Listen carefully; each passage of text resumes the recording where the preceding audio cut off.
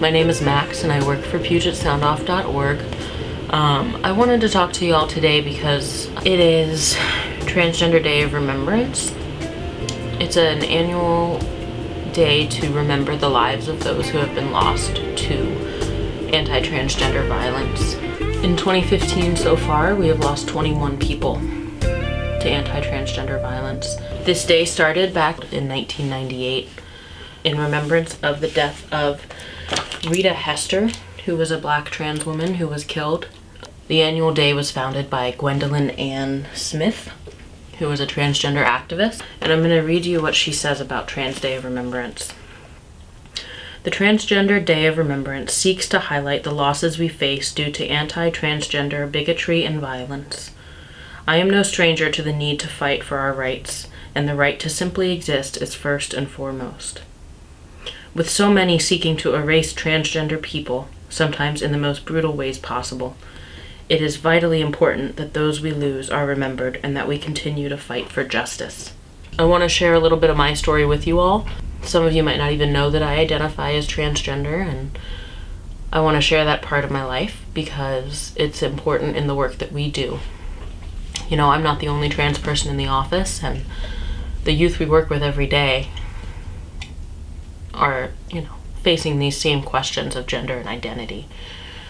I want to preface and say that I am trans and I face oppression because of that. But I'm white, I'm educated, middle class. I've got a house, I've got friends that love me. I have a job. I'm transitioning. I have health insurance. Those are huge privileges that I have. So I want to share my story with you and hope that you take away from this that this is just one experience. It's my experience. It is not the trans narrative. It's not what every person who identifies as transgender faces. And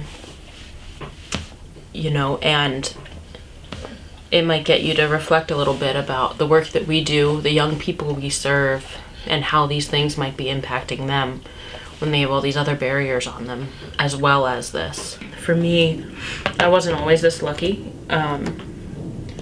I went to Catholic school my whole life, and at a very early age knew that I was attracted to women, but I didn't know what that meant. I had all these questions and I didn't have anywhere to go, but I saw that it was a bad thing. I had people at school telling me, well, gay people go to hell. This is a life of a sinner. But I knew, and I tried to hide it. I tried to play straight. I made up crushes on boys so that people wouldn't think I was different. Gender wasn't even up for discussion. Boys sat on one side of the gym and girls on the other. Girls wore a skirt, boys wore pants. I was terrified of being found out, and that fear really led me down some really dangerous behaviors. I was self-harming, severely depressed, constantly anxious that people were going to find out what I was. And, at 14, started drinking to cope.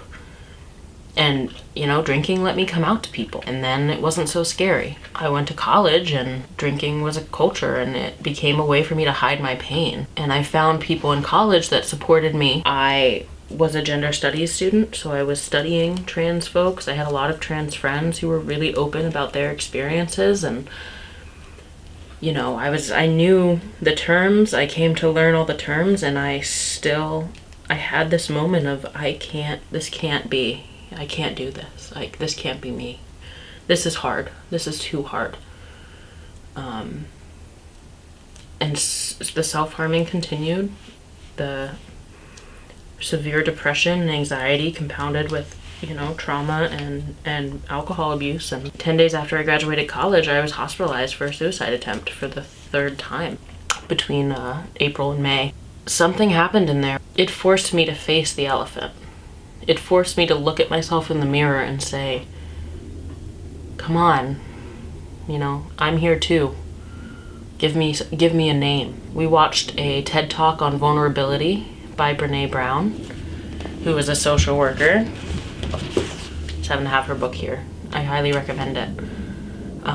But she talks about daring greatly and entering the arena and letting yourself be seen, and the importance of authenticity to connection. And I realized I haven't been connecting with anyone because I've been living a lie.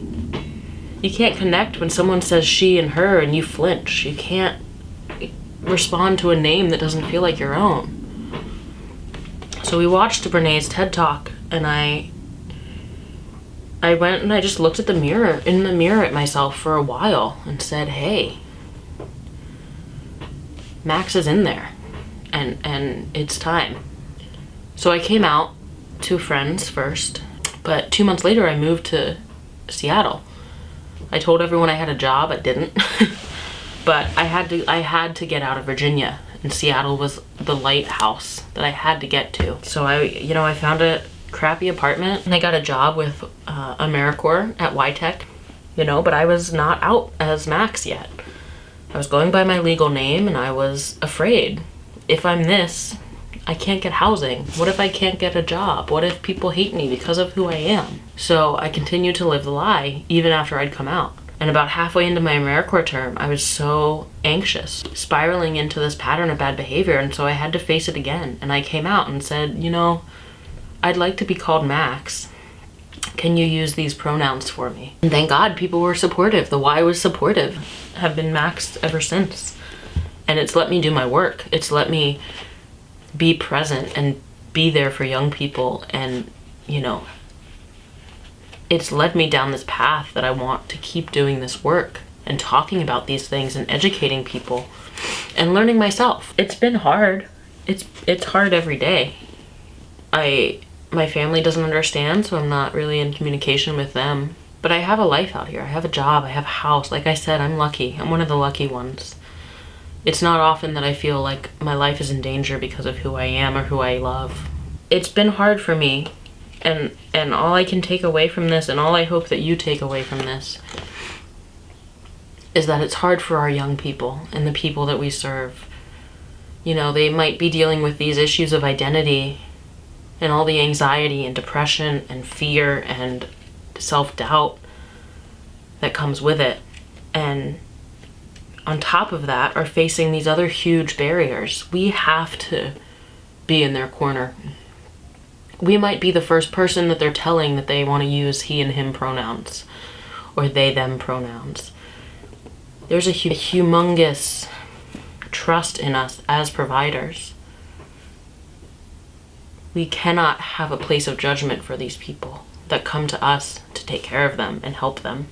We have to respect it, whoever they are, when they come through our door. We have to respect that identity of theirs. Whether it's asking pronouns, taking the LGBTQ engagement training, talking about this, talking about the levels of oppression that we face as staff, but that our young people face. And my hope in sharing this video is that you've humanized the issue a little bit more.